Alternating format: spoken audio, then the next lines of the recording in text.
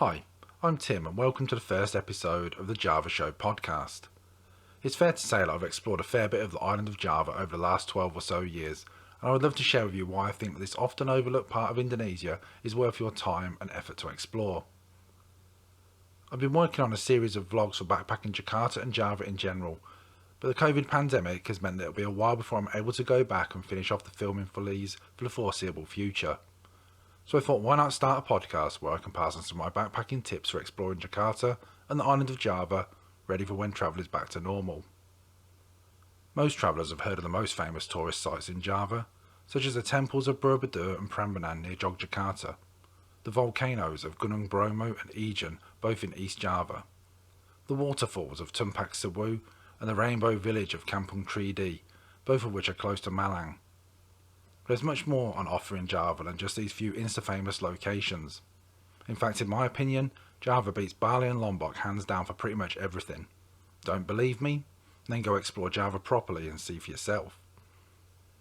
Unfortunately though, it seems that when it comes to Java, people are in a rush to tick off the few insta-famous spots they have seen online, which is a shame, as if you take your time and explore, then you will discover an island that is chock full of things to see and do. Java is the most populous and most urbanised of all the islands of Indonesia, and it's home to most of the largest Indonesian cities. It also has the best infrastructure of all the islands of Indonesia, especially regarding transport. But don't let this put you off. The island is home to many volcanoes, hundreds of waterfalls, incredible beaches, rice terraces, jungles, national parks, myths and legends. It really does have something for everybody. Right then, let's dive in. Welcome to Java. Alright then, what do I have in store for you in this episode?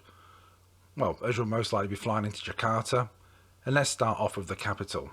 I'll be telling you all you need to know about the city, starting with the transport options for getting into the city from the airport, and I'll also be talking about how to get around the city using public transport. Next I'll talk about where to stay in the city as a backpacker, in areas where you will find other backpackers like yourselves. I do have a few favourite hostels in various parts of the city, as well as places where I like to eat or grab a beer in these neighbourhoods. I'll also be talking about what to see and do in the city, and describing the more interesting areas in which to explore. Even if you're only in the city for one night before moving on, get yourself out and have a bit of a wander around, so you can make up your own mind if the city's as boring as some backpackers claim it to be. You never know, you might just fall in love with the place. One of the great things about Java is trying all the different foods that you will come across, so finally I will introduce you to some of the foods that originate from Jakarta, as well as talk about some of the places worth digging out to try different Indonesian foods in general. Okay then, so let's begin.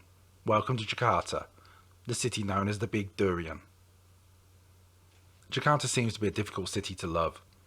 There are not many backpackers these days that have a lot of positive things to say about the city. Crowded, dirty, boring, just some of the words I've heard other backpackers use to describe a city that they have only spent one night in. Jakarta really does give VNTN a run for its money when it comes to being the least loved capital city in Asia.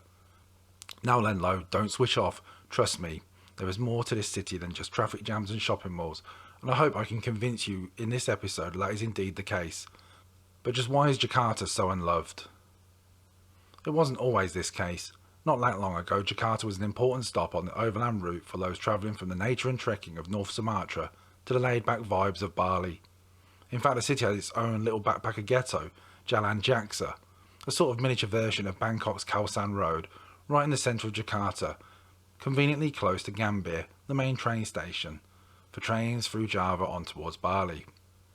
The coming of cheap short-haul flights though changed everything. No longer was a few days rest after those long bus journeys through Sumatra needed before taking the train across Java towards Bali. You could now fly straight from Medan to Bali and miss out Java altogether, if you really wanted to.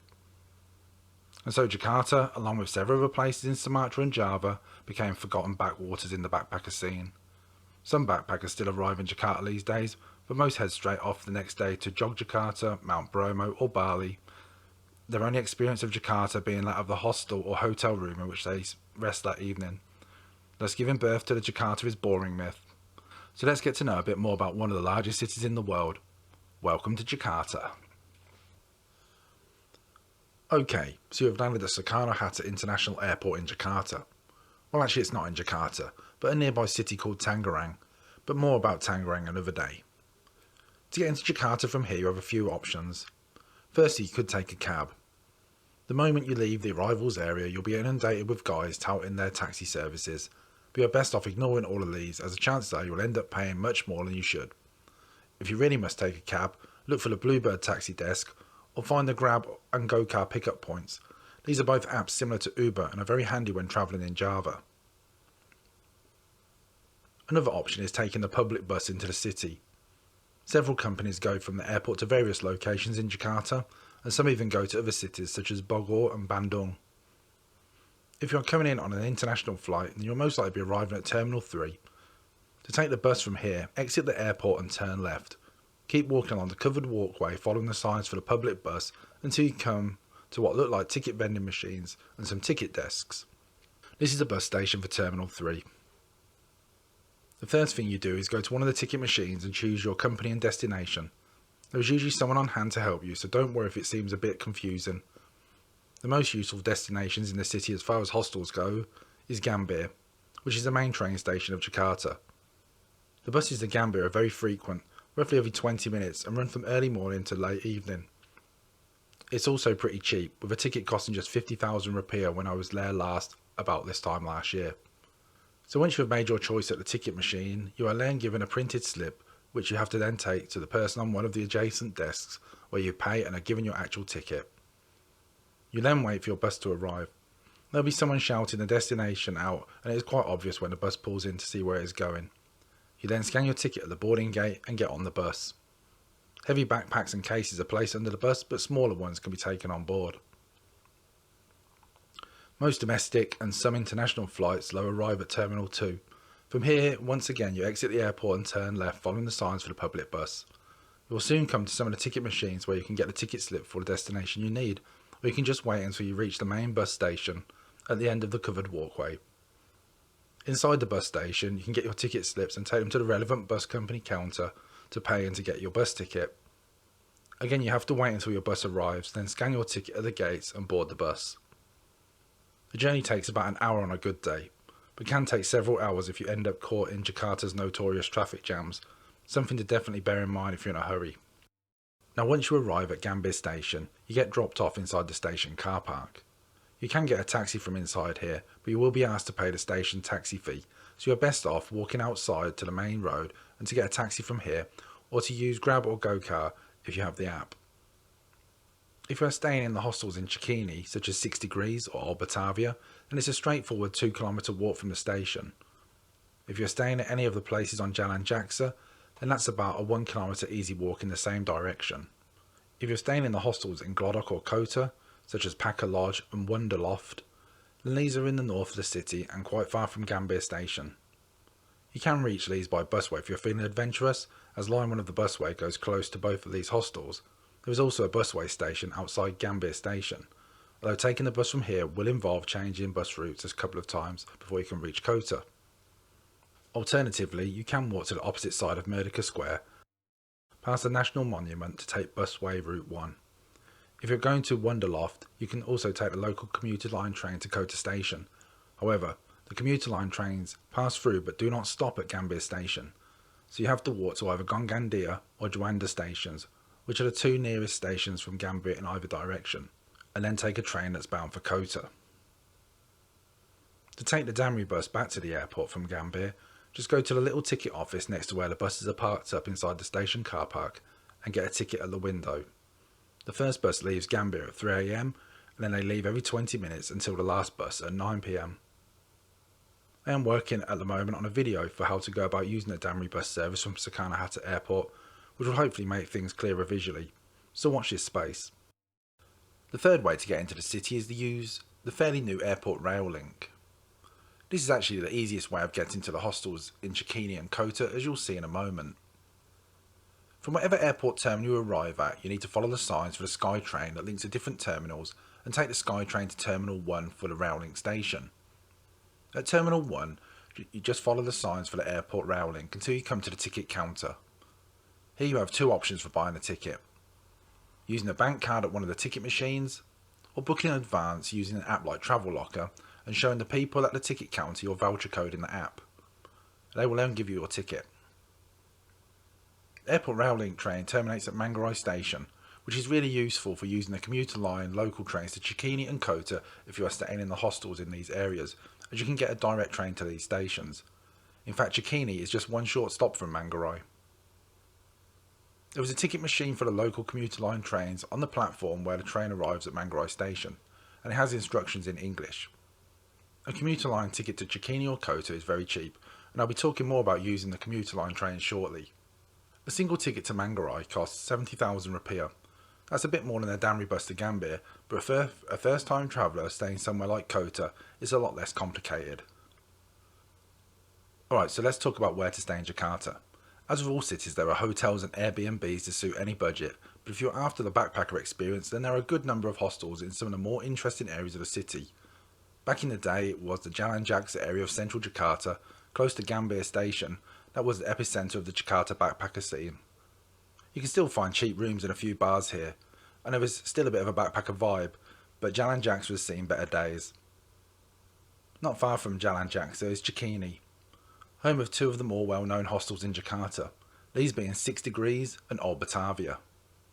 Actually, 6 Degrees is my hostel of choice whenever I'm in town, as in my opinion it's the best in the city and has pretty much everything I expect from a hostel, including a rooftop bar. The hostels are also both close to Camden Bar, which is about the closest thing to a proper pub as you can get in Jakarta. Another area with a few hostels is Kota Tua, the Old Town. The best in this area in my opinion is Wonderloft. Not only is it situated in a gorgeous old colonial building, but it's also bang next door to Fatihur Square, but more about this area later. The other area with a few hostels is Glodok, the Chinatown of Jakarta, which is my favourite area of the city to explore. Here, just off the main road through Glodok, is the Packer Lodge, which has its own little bar next door. Okay, so how about getting around the city? For a massive city, Jakarta was for a long time lacking a metro system. It seemed like one was being planned for an eternity, but good news, finally the first metro line has been recently completed. The bad news is that it runs from the business district to South Jakarta and is pretty much useless for exploring any of the more interesting areas of the city. Luckily though, there is a commuter railway network that covers the city fairly well, although its one flaw is that the commuter trains don't stop at Gambir station.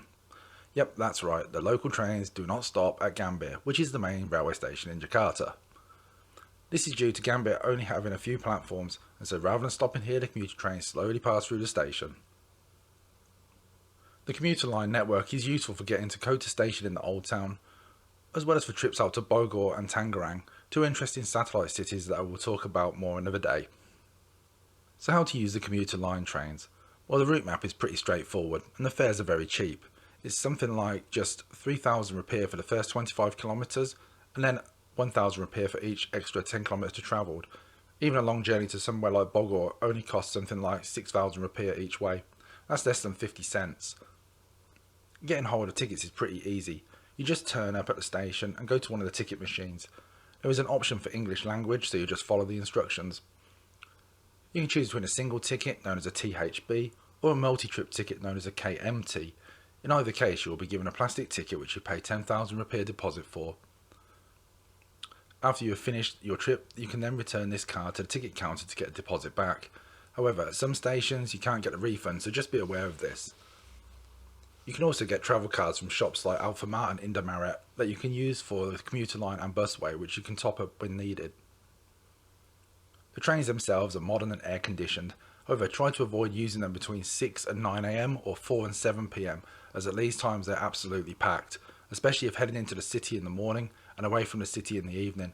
Trust me, you do not want to find this out for yourself unless you really have to. Another cheap way of getting around the city by public transport is to use the Transjakarta busway system.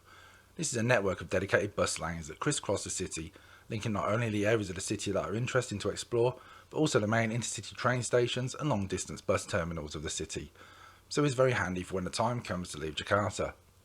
It also serves recreational places that you might want to visit, such as Ancol and Taman Mini Indonesia. Using the busway is pretty straightforward. You just need to buy a prepaid travel card at a convenience store such as Alfamart or Indomaret, and these are absolutely everywhere, so you really won't struggle to find one. To enter the busway halt, you just tap your card at the ticket gate, and once the bus pulls in, just get on it. Each journey costs just 3,500 rupiah, regardless of how many bus changes you need to make or the length of the journey. The most useful route, though, as far as exploring the city landmarks goes, is Route 1, which runs from Block M in the south of Jakarta to Kota in the north, and is handy for travelling between the National Monument and National Museum towards Glodok and the old town of Kota Tua. The dedicated bus lanes mean that the buses don't get as badly affected by the city's crazy traffic jams, but make no mistake, the buses are packed during the rush hours, which makes getting on and off the buses at your destination a bit of a mission. Also, you'll need to watch your valuables in such crowded buses. At the front of each bus is a woman-only section, so if you are a female traveller, try and work your way towards this section of the bus. There is also a free tourist bus that has several routes in the city that you can just hop on and hop off. One of the routes goes between Kota Tua and the National Monument, so if you're not feeling up to using the busway, or you just want a free ride, then keep an eye out for this bus. Well, this episode has become longer than I expected, so I'll split it into two parts and end the first part here. In the second part, I'll give you an overview of what to see and do in the city, as well as talk about those Jakarta foods that you should dig out. So see you in part 2.